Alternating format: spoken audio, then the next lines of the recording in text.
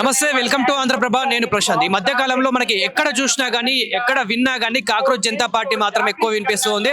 అయితే కాక్రోచ్ జనతా పార్టీకి సపోర్ట్ చేస్తూ చాలా మంది అయితే ఇక్కడ తెలంగాణ ఇందిరా పార్క్ ధర్నా చౌక్ వద్ద చాలా మంది నిరుద్యోగులు కానివ్వండి, చాలా మంది యూత్ వాళ్ళు కానివ్వండి, చాలా మంది సపోర్ట్ చేసే వాళ్ళు ఇక్కడ ధర్నా చేస్తూ ఉన్నారు. మరి వీళ్ళ డిమాండ్స్ ఏంటి? ముఖ్యంగా ఎడ్యుకేషన్ మినిస్టర్ రాజీనామా చేయాలని చెప్పేసి కూడా చెప్తూ ఉన్నారు.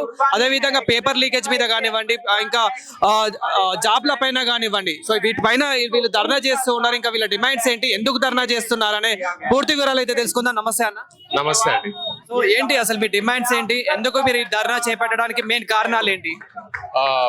గత 10 years నుంచి చూసుకుంటే రాష్ట్ర స్థాయిలో అట్లాగే దేశ స్థాయిలో మనకి పేపర్స్ అనేవి లీక్ అవుతున్నాయి. సో భవిష్యత్తుకి దేశం బాగుపడాలంటే నెక్స్ట్ భవిష్యత్తులో స్టూడెంట్స్ బాగా చదువుకుంటేనే దేశం అనేది బాగుపడుతుంది. కానీ ఆ స్టూడెంట్స్ ఎదగాలంటే ఎగ్జామ్స్ రాయాలి.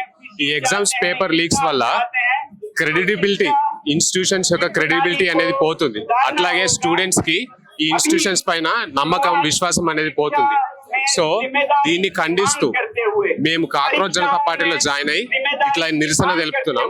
Union educational minister Dharmendra Pradhan ఎవరైతే ఉన్నారో ఆయన్ని రిజైన్ చేయాలనేసి కోరుతున్నాం. కాక్రోచ్ జనతా పార్టీ తరపు నుండి మీరు ఎలాంటి డిమాండ్ చేస్తున్నారు? ఇప్పుడు గవర్నమెంట్ ని ఏమేమి అడుగుతున్నారు? ఫస్ట్ మా డిమాండ్ ఏంటంటే, యూనియన్ ఎడ్యుకేషనల్ మినిస్టర్ అనేట ఆయన ఈజ్ అన్ ఇన్కాంపిటెంట్ లీడర్. ఆయన లాంటి వాళ్ళు ఈ ఎడ్యుకేషనల్ మినిస్ట్రీలో ఉండకూడదు.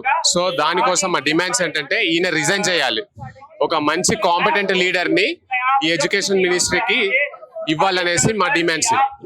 ఇప్పుడు కాక్రోచ్ జనతా పార్టీ నుంచి అధ్యక్షుడు అభిజిత్ దిప్కే ఎవరైతే ఉన్నారో అతను అడిగే ప్రశ్నలు ఏ విధంగా ఉన్నాయి, అతను ముందుకెళ్లే విధానం ఏ విధంగా ఉందనుకోవచ్చు? దేశంలో చాలా సమస్యలు ఉన్నాయండి.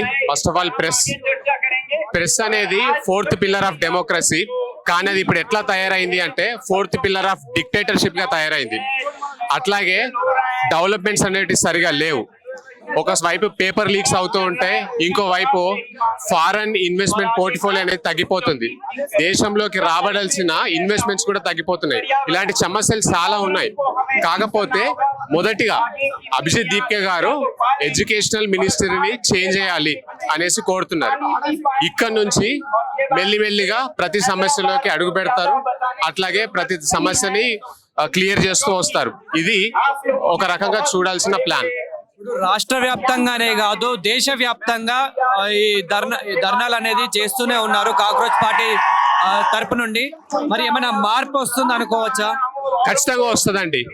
కాక్రోచ్ జనతా పార్టీ మొన్నటి వరకు ఒక సెటరికల్ పార్టీ, ఒక ఆన్లైన్ పార్టీగా మిగిలిపోయింది. కానీ అది స్లోగా ఇప్పుడు రియాలిటీలోకి వచ్చేసింది. చాలా మంది దీనికి సపోర్ట్ చేస్తున్నారు.